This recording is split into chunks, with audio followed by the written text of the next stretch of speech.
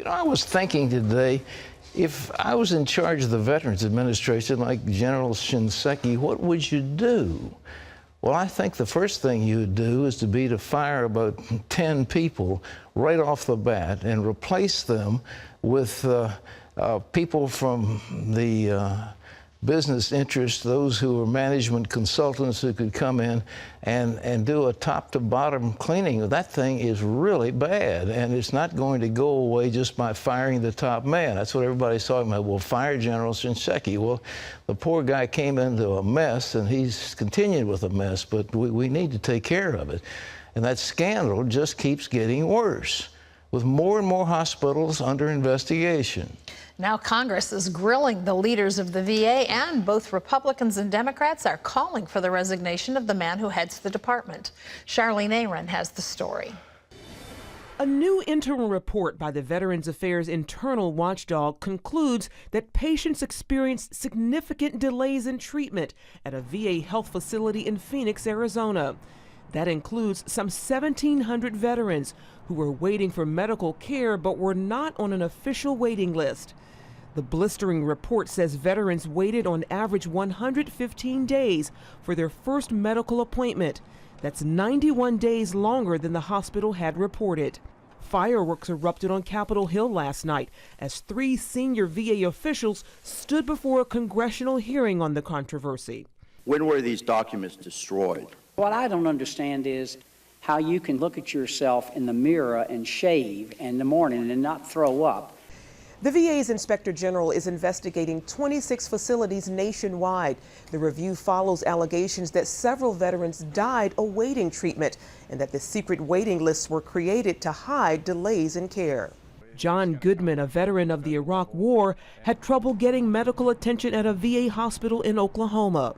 I had a broken hand and had to get x-rays on it, and it took over a week to get in, and by the time I got x-rays, the bone had already started healing. He says long wait times were just one of the complaints common among veterans seeking care. It takes a month or even longer to even get an appointment, and then when you get there, your appointment is pushed back 2 hours, or you have to go to Muskogee, or your appointment gets canceled without notification. Some vets never got the help they so desperately needed. They are at fault why my dad is dead. Florida's governor plans to sue the Veterans Administration for the right to inspect VA hospitals in the state.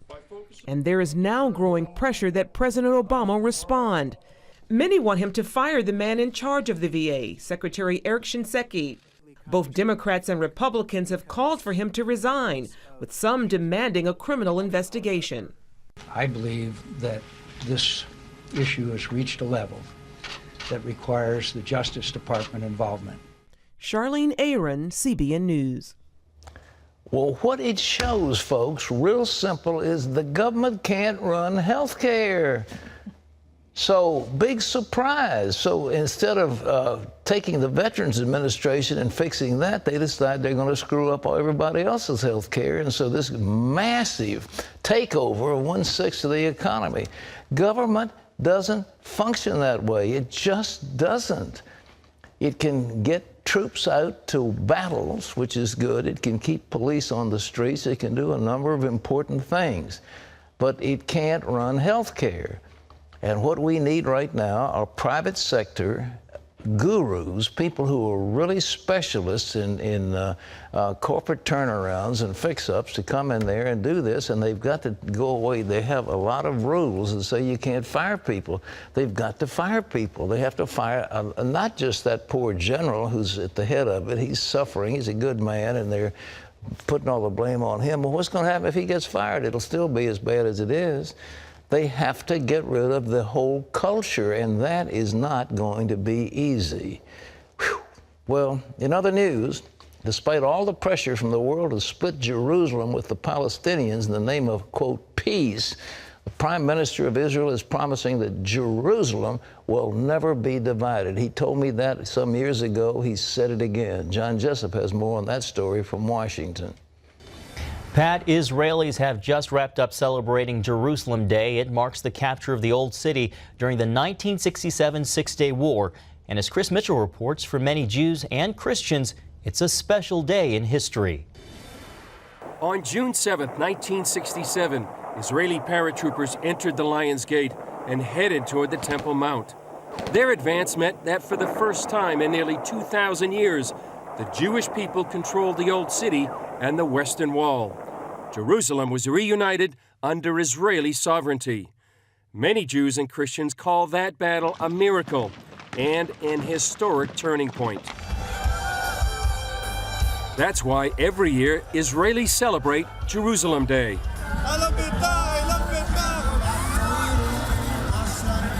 Jerusalem Day is marked by thousands of people coming out to the streets, waving flags, dancing, singing. It's just one outward sign of how important Jerusalem is to the Jewish people. Jerusalem is the heart of us and the heart of the world. And Jerusalem is our place we connect to God. It's important because this is our history, this is our capital, and this is what the world thinks of us as Jerusalem. Israeli Prime Minister Benjamin Netanyahu declared Israel will continue to build everywhere in Jerusalem. Jerusalem was unified 47 years ago, and it will never be redivided. Since that day, Jerusalem has developed. It is prosperous and flourishing, and we meet here every year in order to ensure that this prosperity will be even greater, that the construction will be even broader, and that it will flourish even more. But Palestinians say they want Jerusalem to be the capital of a future Palestinian state. Senior Palestinian Authority official Abu Wala told CBN News there can be no peace agreement without Jerusalem. It is the second holy place for the Muslims in the world. For the Palestinians, in addition to that, it is no viability of Palestinian state without Jerusalem. Police shut down the Temple Mount on Jerusalem Day after Muslims harassed Jewish groups, some wanting to pray on the Temple Mount. The current rules forbid Jews, Christians, or any non-Muslims from praying at the site. Many believe because of this tension, the Temple Mount could become more and more of a flashpoint in the future. In the meantime, Israelis celebrate the reunification of the city. Chris Mitchell, CBN News, Jerusalem. Pat, Psalm 122:3 reads, Jerusalem, a city built in unity whose walls cannot be breached. Well, they've been breached many times, but the thing is, Jesus Christ made it very clear. He said, Jerusalem shall be trodden underfoot of the Gentiles until the times of the Gentiles are fulfilled. And that literally came to pass in the Six-Day War when the Israeli troops, I guess Moshe Dayan was the head leader of that, and Yitzhak Rabin was the general that went in for it. And out of that city, for the first time since the days of Nebuchadnezzar, was united under Jewish rule. That was a major, major prophetic statement, and I want to tell you that God is not going to allow that particular bit of scripture to be violated. It is absolutely important. The Palestinians have no claim over Jerusalem. They've never been in Jerusalem. The Temple Mount was bought by David for, what is it, 600 shekels or pieces of gold or whatever. We're talking about, 1000 BC. And this has never been a Palestinian city. And I remember speaking to Yasser Arafat some time ago, and he said, well, we'll see about Jerusalem. Good men can prevail and so forth. That last guy you saw on the show was saying, we've got to have it or else. Well, that wasn't their claim when I met over there with their leadership. But they changed the goalposts on these things, and this one has been changed dramatically. But when I talked to Netanyahu before he became prime minister, he said, Jerusalem is non-negotiable. We're just not going to divide the city. And I think that will be the final flashpoint when the nations of the world, they will come to force the Jews to give up Jerusalem, and the Jews won't do it. And you watch what's going to happen in history and in prophecy. That is the key. And they're not going to do it, and the nations of the earth are going to gather against the Jews, and God himself is going to defend them. Look what the Bible says. It's right there in black and white. John?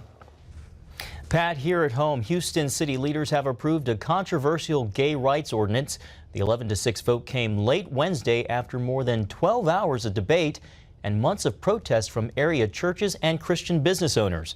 They say the law could penalize businesses with Christian principles and infringe on the constitutional right to speak out against homosexuality. Houston Mayor Anise Parker, who is a lesbian, says the measure protects sexual minorities and called its passage the most personally meaningful thing she will do as mayor. The law takes effect in 30 days, but church leaders say they'll gather enough signatures for a referendum to repeal it in the fall. The military is working on computer chips for the brain to treat post-traumatic stress disorder. The website Defense One reports military researchers want to reach deep into the brain to predict and possibly treat anxiety, depression, memory loss, and PTSD. The military is hoping to have a prototype in 5 years and then get FDA approval. Defense One notes the plan is an example of the types of implants that could be developed in the decades ahead. Well, it's not just the United States. The whole world is getting fatter. Almost a third of the world is now fat. A study of 188 countries found that more than 2 billion people are now overweight or obese. According to a study in the medical journal Lancet, the highest rates are in the Middle East and North Africa, where nearly 60% of men and 65% of women are heavy. And the problem is only getting worse because no country has been able to stop the growing obesity rates in the last 3 decades.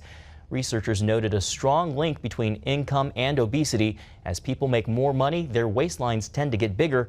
And they also saw a strong link between the rise in weight and spikes in diabetes and some cancers linked to being overweight. Pat, that's nearly a 50% increase in the last 33 years. That is the blessing the United States has bestowed on the entire world. We have exported. The biggest McDonald's in the world is in Beijing. And those Chinese were eating vegetables. You look at the Chinese menu, they had some chicken every so often, a little bit of pork, and they had a lot of vegetables and soup, and they were fairly lean. But look at it now. And we've also exported high fructose corn syrup in all of our soft drinks, and they love Coke, and they love Pepsi, and they love all these things. And that's the source of all this fat. It's come out of fast foods, the American fast food diet. But are you surprised at the fact that the highest rates are in the Middle East and Northern Africa? Well, they like to gorge themselves too. No, that is surprising. But yeah, those would be 2 areas I wouldn't have thought were. Well, I guess the men like to see the women working in the Middle East, and they sit around and swap stories, and maybe their stomachs get bigger while they're I don't know.